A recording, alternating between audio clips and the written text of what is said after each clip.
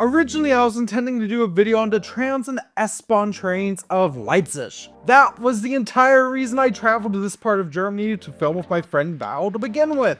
But then on my last day there, my Flixtrain home got cancelled, and this happened.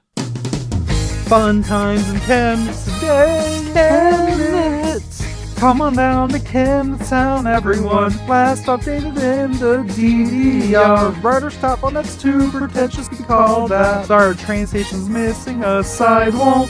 Most our buildings are just concrete blocks. Tried for modern but still looks East Block. Straight as carrying people way to Leipzig. Who knows, may even see this guy. Our nightlife's wild if you like just one club. The best bars close on by 12. Buy a flat for the price of a donet. Rumor has the locals never smile. Might still nod, but hey, at least it's Karl Marx Stadt. What the hell? Like I know the DDR government was big on communism and all, but as far as I know, Karl Marx never even visited here. It'd be like naming you a state after a president who didn't even know it existed. Like Michigan. So yes, welcome to Chemnitz, a city that I visited purely on a whim and that I actually had a lot of fun in. If you've heard about the city before, it's probably for one of three reasons. Number one, it's one of the 2025 European capitals of culture. Number two is related because, as you may have seen in one of my YouTube shorts, or TikTok or whatever, they actually have a special train running between Leipzig and Chemnitz right now to commemorate this, called the RE6E. Not to be confused with the regular, always packed, normal RE6. And third and most importantly, thanks to the city's former name, there's a giant statue of Karl Marx's head here. Sometimes I wish I could just plant a big ol' kiss on his lips. Chemnitz has been one of my most requested videos to do a network in-depth video on because, well, it's an odd one. I'd say the biggest city of comparison is actually usually Karlsruhe. Karlsruhe has two types of trams operating there. There's normal city trams, Straßenbahns if you will, if you're feeling a little Deutsch, and tram-train Stadtbahns. In that case, tram-trains also have some S-Bahn-esque S numbers sometimes. Now in this case, the S stands for Stadtbahn instead of Schnell or Scheiß. Chemnitz also has two systems. First off are the normal trams, which have been operating electrically since 1893 and are operated by the C badge. Yes, that's the agency's name. That's unfortunate. Along with operating trams, they also operate buses in the area, along with owning Eurotraffic partner GmbH, who also operates buses in this area. Redundancy is going to be a little bit of a theme today. The second type of tram, though, is their own variant of the Karlsruhe model, called the Chemnitz model. I'm throwing a lot of terms around, so let's take a deep breath. Come on, just bring it in. Don't ask why my chair's so creaky. And let's go into it. Terminology is a great, wonderful, bullshit, head-scratching thing, and as a student of the Tokipona language, I want to say, sometimes it's best to just call things the closest thing you can to describe them as, and people should hopefully get some of what you mean. But, in terms of talking about technical things, YouTube has taught me otherwise. See, in Karlsruhe, the tram trains there are trams that can run as trams in the city proper, but are beefed up enough to work as regular trains running alongside regional and mainline stuff outside the city, thus allowing more areas to be connected, but with minimal infrastructure building costs. Now, Chemnitz also has vehicles that operate both on the tram lines in the city proper and on regional rail lines to outlying towns. Look at this picture from Karlsruhe, and now this one from Chemnitz. These are both tram trains, right? Wrong! Go straight to jail! That's clearly a train-tram, which is totally different, apparently. So what's the difference between tram-trains and train-trams? Well, to some degree, it's annoying pedantry. But there is some actual differences on most of Chemnitz's lines, especially those that use these RS1 rail cars. Basically, instead of a beefed up tram that can operate on regular train tracks, we're talking about, in theory, an actual mainline rail car that's been stripped down enough so it can also comfortably run on tram tracks. So basically, a train that can operate as a tram rather than a tram that can operate as a train. These aren't even called a Stadtbahn train like they are in Karlsruhe, but rather called the Chemnitz CityBahn. Though one exception, I guess, is C11, which to the best of my knowledge looks and feels more like something you would see in Karlsruhe, and the trams there feel like the other trams you see around the city, at least from what I rode. This line was actually the prototype for the whole rest of the CityBahn network, line 0 if you will. And yeah, just by riding it, I can see that. Also, look at all this grassy tram trackage. Yummy, yummy. Chemnitz has 5, though technically 4 tram lines, 1 tram-train line, the C11, and 3 proper Chemnitz model lines, I guess, though as we'll see, that's technically just 1 line with 3 spurs, and there's also 2 secret CityBahn lines that might actually just be 1 line that we'll talk about later. So normal tram on blue, tram-train to left. The main differentiator is, I guess, the tram-trains have the C number? Yeah. Yeah. Basically. Are they all C or is it different letters? No, they're all C. C stands for Chemnitz in this case. These ones back there, that one's coming in a second. That's a Stadler tram link, which is different. The Stadler tram links here, they run both diesel and electric. This one just runs electric. Because the C11 was kind of like the pilot line, it was the original phase 0 basically. The idea came up of having a tram train, and the idea was to make it more of a tram that runs along a train corridor, so with like low floor tram stops and stuff like that. Well, these are like proper tram train. Yeah, these are actual like proper tram trains. Yeah. Like Karlsruhe-esque. Yeah.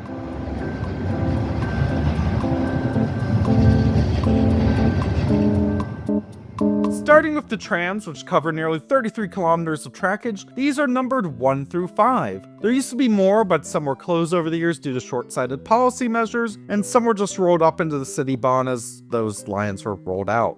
To start, your main point of entry to Chemnitz will likely be at Chemnitz Hauptbahnhof. While a bit out of the way from the city center, it's a nice enough station. One wall of the station was straight up removed several years back, and now trams and Tram-Trains C11 and the rest of them, I guess, but mostly C11 and the regular trams, just come up right to the track side. Connecting here is a breeze, and I salute the city for this great contribution to German public transit design. Our first line, or lines, don't go to Chemnitz Hauptbahnhof though. See, despite what Hamburg may lead many to believe, not every single mode of rail public transit needs to go through the central station. Line 1 heads from Shoutout to Bruckenstrasse/Freie Presse, where in theory it terminates. However, line 2 runs from Bruckenstrasse/Freie Presse to Bernsdorf, and fun fact, usually at its terminus line 1 trams take a slightly longer than usual stop, flip the number to 2, and then continue on as line 2 trains,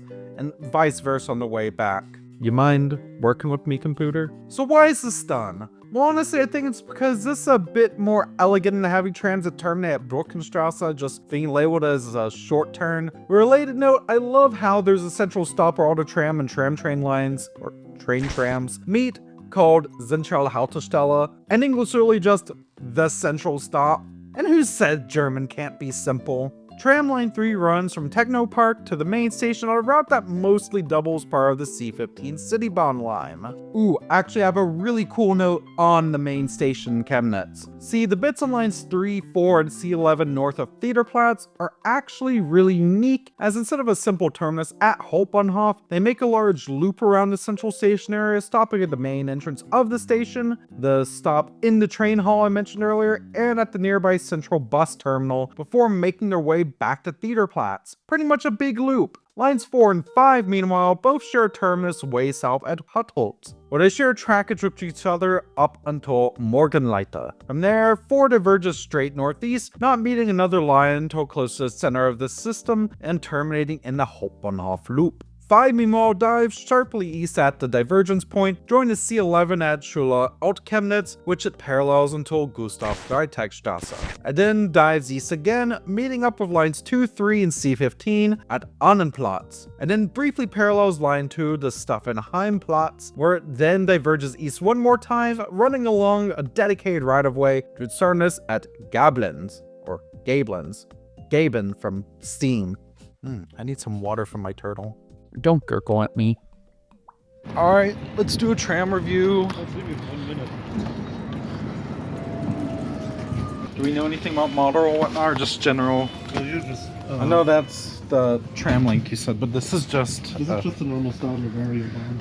It's Alright. the one direction one? No, it's a two direction one actually. Alright. There's two direction ones here and there's one direction ones. I give this one a. I like them. They're like a 7. There also would be a line 6, but now it's part of the CityBahn. Speaking of which, there are 4 lines in the Chemnitz CityBahn. These are lines C11, 13, 14, and 15. If you're wondering where's C12, don't worry, it's planned, along with some proper electrifications of Cs 13, 14, and 15. While all of these have short turn stops, for the full length of each route, you're looking at a tram-train bond every 30 minutes in the C11 and hourlies on the others, which is not great, gotta be honest, but there is a lot of interlining. For context, by the way, on weekdays, normal trams are every 10 minutes. C11 was the first of the CityBahn routes to open, based more heavily on the Karlsruhe model than the others, and it first entered service in 2004. This runs on proper rail lines from Stolberg, south of Chemnitz, before joining the tram network at Alt-Chemnitz. From there, it runs in the street, on a lot of dedicated rights of way, this is Germany after all, before terminating in the Hauptbahnhof loop. On one more note before we go on, the other 3 CityBahn routes also stop at Hauptbahnhof, but don't use the loop. They do stop alongside loop trams, but can either use a tram side track that lets them head up north, or even just terminate on one of the normal station tracks if they want a short turn. Heading northwest to northeast, let's start with the C13. This heads from Bergstadt on regional rail line south before joining the tram network at Chemnitz Hauptbahnhof. C14 meanwhile begins north at Mittweida, where it heads south to Hauptbahnhof, while C15 starts at Hanschen, where it heads southwest to, well, you get it. When these 3 converge at Hauptbahnhof, they actually merge into one line, like a more messed up version of Tram Lines 1 and 2. They act as repeaters to Tram Line 3 for a good bit of it, with C15 sharing a terminus with it at Technopark. At this point though, C13 and 14 leave the tram network and rejoin proper rail lines, where they share trackage down the rest of the route. They hit towns such as Dittersdorf, which I'm just including because it's really fun to say, before the C14 terminates at Talheim. C13 meanwhile continues all the way to Oi? Hey.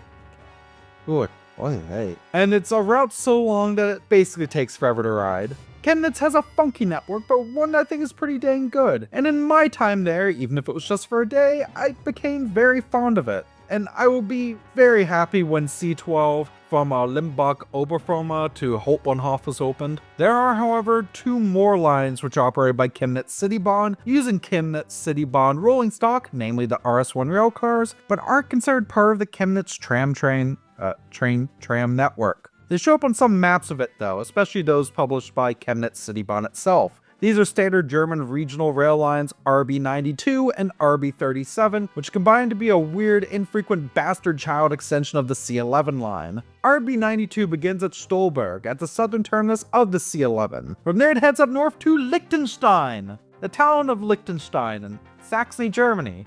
Not the country. Sorry folks, if there were any cross-border tram routes here, I think they'd go to Czechia. This line then terminates further north at Glauchau, a name that makes me feel almost like I have gum in my mouth, and where it shares a terminus with the RB37. RB37 is a weird short route serving only 4 stations. Why it's not just combined with RB92 is beyond me, but honestly this weird split seems pretty par for the course for Chemnitz. From Glauchau it heads west, then northeast to Gulsnitz, which is so far away from Chemnitz that it's not even under the Chemnitz fare zone operator anymore. Yeah, technically this is Leipzig adjacent. Being long there, oh god damn it, their S5 line? But we are talking about that, we're talking about Chemnitz! And on one final note, if you like trains and trams and history as much as I do, then I implore you to check out the Chemnitz Tram Museum. The historic trams are actually pretty cool, as while modern trams in Chemnitz are built to a usual standard gauge tram size, the ones from before World War II are built to a narrow gauge of only 925 millimeters from rail to rail, and let me tell you, this is the type of shit that really gets me excited. But that's it? That's Chemnitz, and I do want to address a viewer question about it. Chemnitz is the capital of culture this year?